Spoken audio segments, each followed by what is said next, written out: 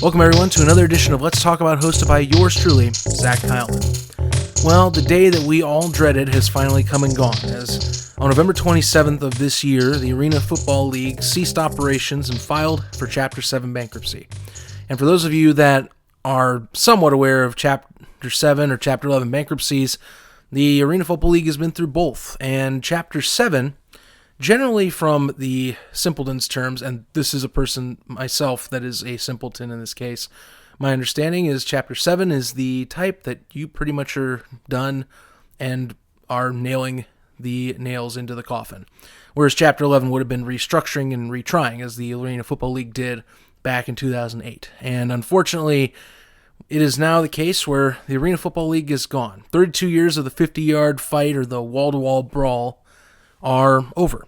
And we do have some options, but, it's safe to say that they're not the same. And this is kind of, I wanted to make this podcast, as more of a farewell, more of a, thank you to the league, as this past year in 2019 has been tragic for the fact that I've tried to get into other leagues and I've seen both falter. And I understand that when you explore outside of the top tier NFL football, obviously financials are not going to be as structured. But the thing with the Arena Football League that I had more faith in than, say, the AAF when I was touting them in spring was they were on the upswing. They had 32 years under their belt.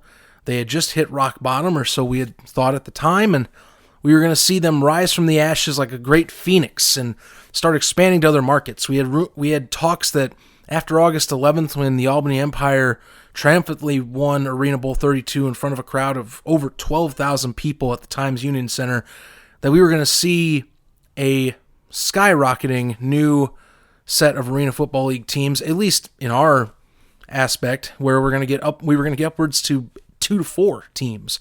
And rumors were that Pittsburgh was going to be one of those cities. Cleveland was in the mix again to bring back a city. We also were hearing about the Carolinas and so on and so forth. There were a lot of talks. There were a lot of positive vibes coming out of the league. Commissioner Randall Bowe was very upfront with people on Twitter and was able to give you all the updates he could. And unfortunately, the silence hit after August 11th. And the league did say they postponed expansion talks. And me, along with many others at AFL Fan Zone and also other arena football sites, were asking the same question over the next 2 months. Where were the expansion team news updates? We hadn't heard anything. We assumed that it was going to go as planned. We hadn't heard anything that was going wrong. And sure enough, October rolls around. We get the news that all the local offices are closed and that the league is in dire straits and might have to sign off for good. And sure enough, a month later, we get the news that none of us wanted to hear. None of us wanted to hear it. I mean, credit, if you're a person looking at indoor football or arena football and you hear the AFL goes down and you know of the NAL and the IFL and you know of their existence, and you just go, well, why don't you just look at those leagues? Why not just go to those leagues? You can watch football that's indoors. You don't have to worry about the fact that the AFL's gone. Just because they're gone doesn't mean that arena football's gone. Let me tell you something. It's not the same. And I tried so hard. I mean, I still am going to try. I'm not completely down on these two leagues. But there's just things that we're missing so far that the AFL could present. The presentation was 300 times better than the IFL and the NAL. They're still figuring out how to broadcast well outside of their markets, because at least with those, they can get people in the door and they have radio broadcasts, but their TV broadcast stuff, obviously, when they put it on YouTube, it's fine, but it's not what I want. So quality of broadcast, not as good. But the bigger hit is some of the rules or some of the changes. The AFL has the rebound net. The rebound net changes the game so much. It's what makes arena football truly special, if you ask me. Yes, the walls, yes, the 50 yards, the higher scoring, obviously, are what defines the indoor arena game. But what really changes and really dictates what, in my opinion, what makes or made the AFL better were those rebound nets. Were those nets that gave you an inconsistency or a different variable in game that you never knew what was going to happen when the ball hit that net. And I thought that was spectacular. Maybe the league will pick it up. Who knows? We don't know what bankruptcy filing will do, but until then, all we can say is thank you, Arena Football League. Thank you for inspiring fans and players everywhere. Thank you for bringing talents that we may have not known to the spotlight. Thank you for, well, at least for my sake, showing me that football doesn't always have to be 100 yards. It doesn't always have to have a shield with stars and the letters NF and L in front of it to be enjoyable. Football can be fun in different ways. It doesn't have to be NFL football. And by God, I do love the NFL. But I also like seeing what else is out there. And the Arena Football League really was able to give me something to check out differently. And I hope to God it comes back. Or at least I hope to God that either A, the AFL comes back someday, and I really would love to have it come back because, I mean, my dream is the Chicago Rush come back, and I can go to Chicago, and I can watch the Rush play where they used to play, or even in a better stadium than they used to. You know, that was the dream. That was the childhood dream. You know, I never went to a Rush game as a kid. Not my parents' fault or my fault. It's just that we never got it together. And, you know, I loved going to Columbus. When I had the chance this year, I went to a game in June and loved it to death. You know, my friends that went with me also seemed to really enjoy it, and we had plans to do it next year. And, you know, it's a shame it's gone. But the Arena Football League, there's a place for this game. That is one thing I will say. There's a place for this game in the sports market in America and North America. There is an opportunity for whoever takes it. And for the IFL, which the IFL is the next step. It is the league that if you are an AFL fan and you still want to have some sort of football that's like that, but you know the AFL's gone, the IFL's where it's at. And it obviously has the capabilities to bring the sport to the forefront. And obviously it has the teams right now where it can. It's a exploding league right now. And my hope is if you're the IFL, adopt AFL rules. Get the rebound nets. That is something I would say. You want to really make the sport special and bring those fans? Get the rebound nets. You already have some of the AFL teams. The Barnstormers, the Rattlers, the Spokane Shocker coming back this year, or Spokane, whatever one it is. I apologize for those that live out in the Pacific Northwest. You have teams that were from that era or from the AFL. Take advantage of that. Get the rebound net. You don't have to name yourself the AFL, but you know, make the sport more interesting. That's how you can do it, and figure out the broadcasts. That's how I would do it. You know, because the league really, in its final moments, as we now know, this past summer, really did shine in the right way, and I was impressed. And I hope that somebody out there that is an investor type or has the capital to bring it back saw that and was impressed too. Because I think that people are. I think it is an impressive game. You know, I don't think I'm just drinking Kool-Aid and saying that it's perfect, because it's not. It obviously the way that things were run for the league, its 32 years weren't perfect, but you got to give it credit. It stuck around. People like the game. People still love the game. It's a very tight-knit community. I love the AFL community, or the Arena Football League community in general. It's how I got my podcast start. Can't thank them enough. And I would love to keep continuing conversations about arena and indoor football. So the AFL, thank you for that too. For now, we're going to turn this over to a conversation I had actually. I had asked on Twitter, particular for anyone who wanted to share their experiences with the league over any time during the 32 years it existed, to come on and maybe have a conversation, some thoughts on what the league meant to you in particular. And I was able to run into a very special talent that worked with the league, or at least worked with a team in the league, by the name of Peter Schwartz, who from 2001 to 2008, he has 8 years as a play-by-play announcer for the New York Dragons. Currently, he serves WCBS 880 AM in New York, and he also does sports updates as an update anchor for CBS National Radio. So I brought him on. We had an excellent conversation, by the way, about his time with the Arena Football League, what he sees with the league, and what he may think could have a chance to come back, and also just some of the people that made the league special over the years that he doesn't want to forget and doesn't want people to forget. Joining me is Peter Schwartz, former Arena Football League New York Dragons play-by-play announcer. Peter, how are you doing today? I'm doing well. Thanks for having me on. Hey, thank you very much.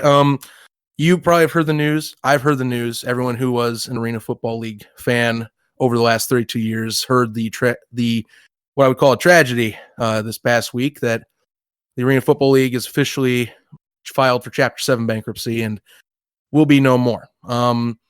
And I brought you on here, and I put out an invitation kind of to get I would say a comment, statement, or anything like that. What does the Arena Football League mean to you? And what would you like to say on behalf of your time in the Arena Football League? Well, it was 8 pretty special years of my life being involved with Arena Football. I was a bit of a fan of it before I started working for the Dragons. I had followed the league a little bit, and in 2001, I was the radio voice of the New York, New Jersey Hitmen of the XFL, and that led to joining the Dragons right after that season was over. Immediately went to go work for the Dragons. So it was a pretty cool year for me in 2001. I didn't know how long the Dragons job was going to last, but it wound up being 8 years until the league shut down in 2008 for a year. When they came back, there was no New York team. The Dragons had been sold right before the league shut down, and then when they came back, the people that had owned the team didn't want to be involved in it anymore. So there was no New York franchise in any kind of arena football until this past year with the New York Streets of the NAL. But the cool thing for me, working for the Dragons all those years, it was so much fun to work the games, but it also allowed me to establish so many relationships with so many great people over the years, and also afforded me the opportunity to do some work for the league. I wrote for the league's website. I did a radio show for the league, and had a chance to do the national radio broadcast of 3 Arena Bowls. Oh my goodness! Including the last one before the shutdown. So it was really a special time for me during those 8 years, and I miss being involved in it. And went through the shutdown the first time, and then never was able to get back into the league to do anything with them. And then to hear the news last week was just pretty devastating, because I was still holding out hope that at some point there would be another franchise somewhere in the New York metropolitan area, and that was just it was just a waiting game, and obviously the league just basically ran out of time, and it was very, very sad. It was a great product for so many years. Other than the NFL, it was the longest running professional football league in the United States. So it says something for the lasting power of it. I hope it's really not the end. Perhaps there's somewhere down the road where they can reorganize after they go through bankruptcy. Maybe there's someone that can lead them out of bankruptcy and get the league off the ground again somewhere down the road. But for now, it's pretty sad to see what happened last week, and obviously reached out to some people that I worked with that share our sadness over it. A lot of good times, and hopefully it'll come back one day. Okay, so you think there is a path for the Arena Football League back? Well, that's my son asked me that the other day when we saw the news. My older son is 14, so he was very little. He was only 3 and 4 years old when the last couple of years I worked for the Dragons, and he has a vague recollection of it. He asked me, "Is that it?" And I'm like, "I don't know. I'm not an accountant. I'm not a business person." I had to refer to my wife, because sometimes she's a little more intelligent about these things than I am, and it would actually, I guess, according to the rules, somebody would have to buy the assets of the league out of bankruptcy, and Right. I'd be lying to you if I knew what the process was like for that, and I certainly don't have that kind of change in my pocket to be able to do it. Otherwise, I would. But I would have to think at some point that this, there'll be a shutdown for some point, and if there's an entrepreneur out there, somebody involved with football that wants to bring it back, maybe they figure out a way to do it. But obviously, they have to get through this lawsuit by that insurance company that was really the impetus for Right. for the shutdown. And if they can figure out a way to get past that, maybe there's some way. But again, I'm speaking way beyond my pay scale here because I would have no idea how that would work. Right. And I completely understand, Peter. Yeah. Yeah, completely I mean, listen, understand. I have to look at a calendar when I wake up every morning to see which job I'm going to that day. So I'm not that intelligent. Nice. I actually want to ask you this too, because when you were doing your play-by-play, that was the glory years of arena football, like the Yeah. height, glitz and glamour, television deals, highest attendance numbers to record it on in the league.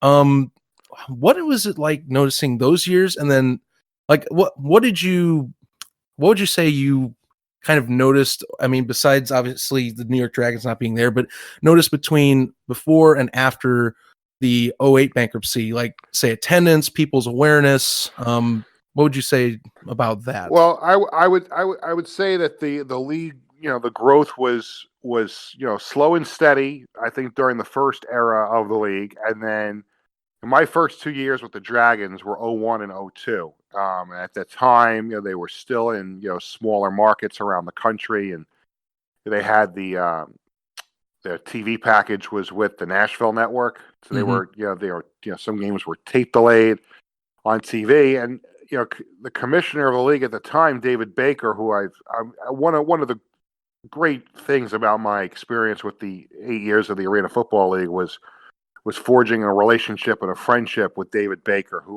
was just so passionate, so important for the growth of the game, spearheaded, the NFL ownership involvement with the league, and especially in Dallas and Denver and a couple other places, and forged the TV deal with NBC, which was just so incredible for what was still a niche, sport at the time. And he was so instrumental in bringing aboard sponsorships and partners to the league. And David's now the president of the Pro Football Hall of Fame, and my family and I have been fortunate to see him a couple of times when we've been to Canton the last couple of years.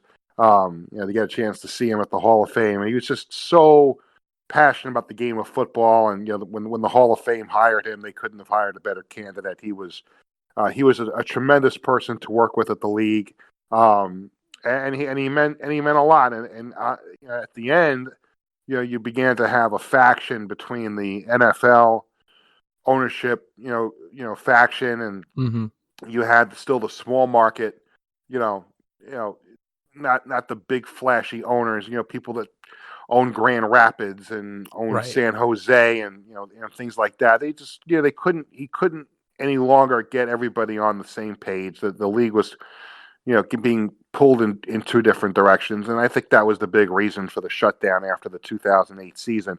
But there's no question during that era, 2003, 4, 5, 6, right, in that general ballpark, with the NBC deal and with them going to neutral site Arena Bowls, 2 years in Las Vegas and then 2 years in New Orleans, having Radio Row at the Arena Bowl, which is just incredible that to see radio stations from around the country, at the Arena Bowl. I mean, this is something that was born at the Super Bowl, and now we're seeing it, at the marquee game of the AFL season. So it was incredible. There was a lot of buzz. There were people, mainstream media that would catch games on TV and say things to me about it. For a couple of years, the Dragons were on a major radio station in New York, and people would tell me all the time, the product is great, and we had good crowds in the Coliseum. It was not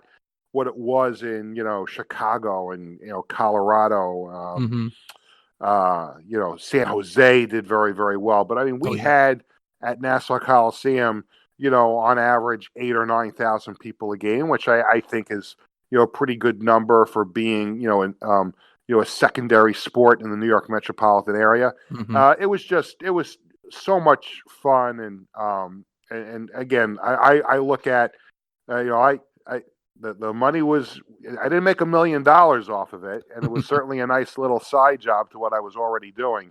But for me, it was more of the relationships that I forged, and watching the Bears game on TV last year with my my family, and we see Matt Nagy on TV wearing the headset, for the Bears head coach. Right. And my wife made a comment, because the wide receivers coach on the Bears is Mike Furry, who was a Dragons wide receiver, and we were at Mike Furry's wedding, and we're watching the game, and my wife makes mention, we sat the same table with Matt Nagy at Mike Furry's wedding, and my younger son, who's 8 years old at the time, says, "You don't really know him," and I'm like, "Yeah, I know him. He used to be a quarterback for the Dragons." And he's like, "There's no way, you're lying." And I had to show him his cell phone number in my phone. And then we saw Mike Furry on the sideline. I'm like, "Oh, there's Mike Furry." He goes, "You don't know him either." And then I actually, during the week that week, actually picked up the phone and called him, because Mike answers his phone anytime he's not doing anything. He'll always answer his phone. And so my kids were bewildered by this whole thing, that these were people that I worked with in the Arena Football League, and now they're all graduated to the NFL. So it's those kind of things. It's the relationships. It was a fun product. I hope it comes back. And there was just so many great people that I worked with between the Dragons and the league over the years, and it's just really a shame that all those years of hard work and bringing the league up to where it was, that it kind of fell apart very quickly. Hey, I'll tell you what, Peter. Have you? I don't know if you read this, but did you see Sports Center has been covering the AFL, a few articles in particular this year besides the closure. There was actually one, you mentioned Matt Nagy. Have you read the article by them? It's talking about how the Arena Football Leagues influenced the NFL with, say, Jay Gruden and Matt Nagy. It was a tremendous article. Obviously, they pointed to, a lot of, cool things about, the Arena Football League. Kurt Warner obviously got noticed the first time playing for the Iowa Barnstormers. And there were aspects of the game, the quarterbacks getting better, the speed of the arena game helping some guys, get to the NFL. And then, the flip side of that is, remember the quarterback that played at Florida State and for a few teams in the NFL, including the Giants, Danny Cannell. Yes, he actually spent part of one season with the Dragons and came in as a backup quarterback in one game and led the Dragons to a big win, and he was just on fire. And then he just really kind of fell apart for him the rest of the season. He really didn't catch on to the game. I guess it was just the raw emotion and and the juices flowing that one night where he was really, really good. But he was the perfect example of how not every NFL or outdoor player can make it indoors. It is a different brand of football. So yes, it took a special athlete for players to be very, very successful in the indoor game. But that article was right on point. There were a bunch of things that happened in the AFL that the NFL adopted. And the one thing I would love to see the NFL do that they never did, and I'm wondering if it'll ever come up, is the man in motion going forward, the high motion wide receiver, which they do in Canada. I'd love to see the NFL, at least try it for an exhibition game and see how it works, because I love that aspect of what the AFL meant, because it kept defenses on its toes. You didn't know if that guy in high motion was going to be the target. It was always fascinating to watch how the defense covered that, and I would love to see the NFL, add that at some point. Yeah, that was one aspect when I originally got into the Arena Football League that I always thought was entertaining, was that you could have a high motion going straight into the play. That exactly like you're mentioning, you don't see that in the NFL. And then I only caught on to that in the CFL this past year when I was looking into other leagues. But I think the IFL, which is one of the two remaining major indoor football leagues, the Indoor Football League and the National Arena League, which I was involved with this past year. Right. But I believe the IFL uses two men in high motion. Do they? which is I have not seen it. I've watched some clips and that, but I haven't sat down and watched a whole game to see how it kind of like affects the entire game. But that's interesting too. I don't know if I like two guys in high motion. I think one is enough. Yeah, I would. Well, you're definitely going to make defensive coordinators sweat more. Yeah, that's for sure. Peter, before I let you go, just kind of, I'll give you this time here. Any final words or to family, friends, maybe former players, coaches, personnel that you used to work with? Yeah, I would just say to everybody that was involved in the Arena Football League, and especially the 8 years that I worked in it, the players, the management, I'll include David Baker in there again, and the people that worked at the league, so many great people. Just just thankful. It sounds a little corny the week after Thanksgiving, but just thankful, for just a really cool 8 years being involved in a sport that I thought was just an incredible sport played by extraordinary athletes and fan friendly. What they did for fans after games, especially the kids. My older son got a little taste of it near the end of my time with it, and both of my kids really enjoyed seeing the streets this year in the National Arena League. But the Arena Football League did so many great things to interact with the fans, and I'll always cherish those memories and a chance to travel to cities I probably never would have gotten to in my life. And people always say to me like, you got to go to Los Angeles and Chicago and places like that. And I'll tell you, one of the two most enjoyable places that I liked going to with the Dragons was Grand Rapids, Michigan. Oh, they yes. were so passionate about the sport there, and it was just incredible to see the fans and Columbus. Columbus was a place I loved going to. The arena was great. Fans loved their football there. It was just a great community. So people talk about like New Orleans and Las Vegas and those kind of places. Like I like places like Grand Rapids and Chicago, stand out to me from the years I spent in the league. It was just a great 8 years. And again, I hope that there is some sort of billionaire out there that's an entrepreneur that somewhere down the road sees fit to figure out a way to bring it back. And because it was not just for myself, it meant so much to a lot of people, and it's sad to see it go, but hopefully there's a day in the future where it comes back. And I hope that too. And I got a comment. When I was lucky enough for the first arena game I went to, and the only one I went to this year, was in Columbus. And I can tell you that I agree with you. That atmosphere, even with them having that hiatus of 11 years, it was fantastic all the same when I went back. So I completely agree with you on that. And I definitely wish when I knew about the Arena League back when I first found it in 2006, as a kid, wish I would have gone to Chicago. But that's what we can hope. Let me tell you, that Chicago Rush back, franchise was phenomenal. Matt DeRazio was their quarterback. One of the Arena Bowls I got the call was the one that they won, which was just that whole organization was outstanding. All-State Arena was a great place to call games as a visiting announcer. Loved the atmosphere there. They had a great front office, and great Mike Hohensee was a amazing head coach in the Arena Football League. It's a shame he's not involved in it anymore, and hopefully if it comes back, one of the first phone calls for a team that's looking for a head coach to pick up the phone and call him, because he's one of the legendary coaches in the league's history. Oh, definitely. I'll say one thing too. One thing that stuck out to me growing up with the arena, with the Rush up in Chicago. I didn't live in Illinois, but I lived in Northwest Indiana, and some of the ads would come over from Chicago. And one of the ads I would get was an ad of Mike Ditka, who at the time I believe was an ownership member of the team. Yes, he was. And he would be on the ad asking like, "Get your season tickets now." And he had the cigar in his hand and like trying to push that league. It's such a vivid memory of the league, and it was right around that time they were still at their height.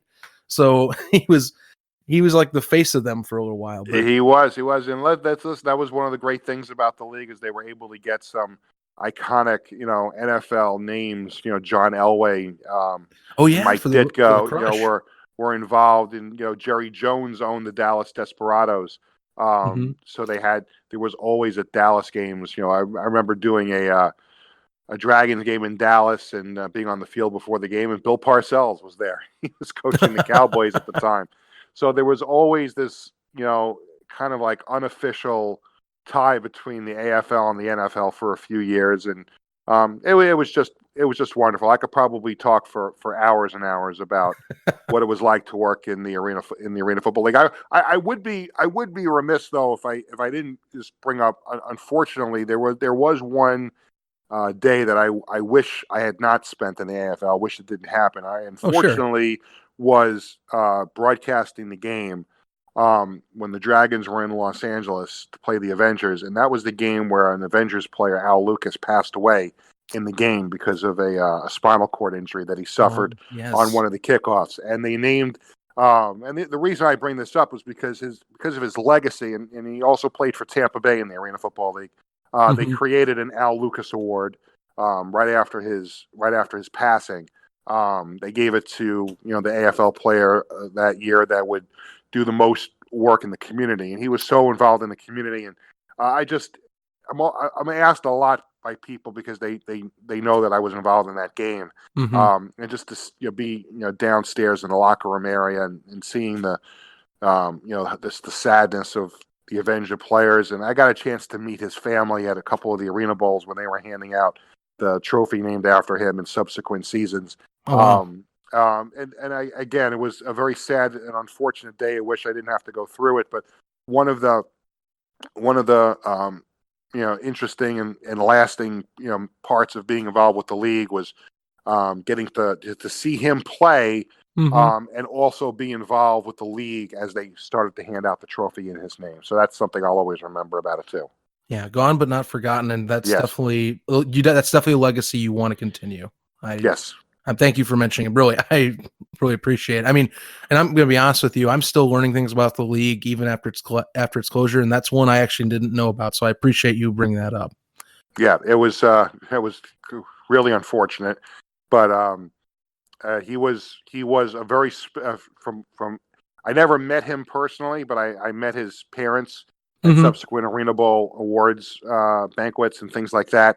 And obviously from people that did know him, he was very, very special. And when people think about the history of the league, people are going to talk about, the Kurt Warners, the Jay Grudens, Aaron Garcia, the great players that played. But when people think about the history of the league, they also need to know about Al Lucas and the legacy he left behind, and the way he played the game, and unfortunately, passed away on the football field. Right. Well, thank you. And thank you for bringing him up. Thank you for everything you've shared, by the way, today. It is a pleasure getting to talk with you. This has been an excellent conversation. My pleasure. As I mentioned, the Arena Football League was a pretty special time in my life. So I'll miss it. Again, I hope it comes back. But the good thing is that there are two other leagues that are still pressing forward, and an opportunity for fans around the country to experience indoor football without the rebound nets, but still indoor football on a 50-yard field.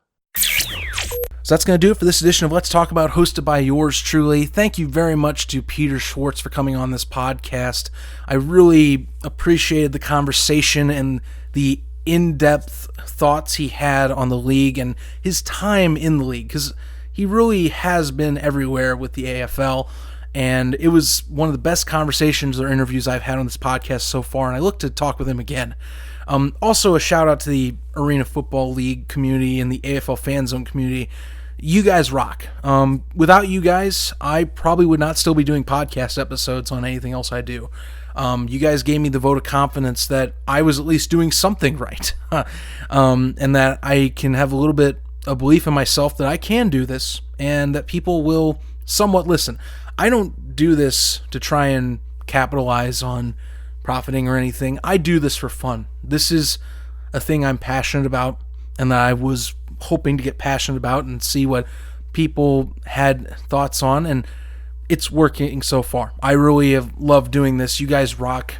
I hope to keep hearing from all of you, and I obviously will, because we don't just support the AFL. I mean, we support other leagues too. Which, speaking of that, speaking of the AFL fan zone community, a lot of us are starting to pivot to the XFL. So we also built a page for the XFL fan zone, is what it is now called. You can find us on Facebook and Twitter. On Twitter at XFL fan zone. If you're interested in trying to build our community of content creators up, please give us a DM. We are trying to get more podcasters, more writers, so that we can build the website and we can also get the XFL some traction, because we really want the XFL to succeed. We like what they're doing so far, and we really want to see more football in North America, because I think that to improve the game, you need to have multiple viewpoints of the game. If you are monopolizing the game, you are never going to completely try and challenge yourself. It's only when competition's present. So, you want to build a community with us for the XFL, keep that league propped, join us. We're in to help you out and help you get into what you like to do, and we obviously like having you on board. If you want to check me out in particular, you got a few ways you can do that. You can go to Facebook, which is Let's Talk About, hosted by Zach Kyleman. The shortcut for that is at Zach Podcast Blog. You can also check me out on Twitter at ZK Podcast. That is at capital Z, capital K, capital P, ODCAST. And if you want to give those follows, you can get all of my podcast episode updates, as well as some interesting articles that I may find along the way, or thoughts on leagues and other things that I do cover on the podcast. In the future, what do we got going on with Zach Kyleman, and what we got going on with Let's Talk About? Well, here's the thing. The XFL, since we did have uniform reveals and football reveals, that is definitely a priority. That will be one of, if not the next episode coming out for Let's Talk About. I want to kind of give a ranking of the uniforms, and I also want to give my thoughts on what I think the football has in store. Also, I know I haven't been doing NFL updates lately.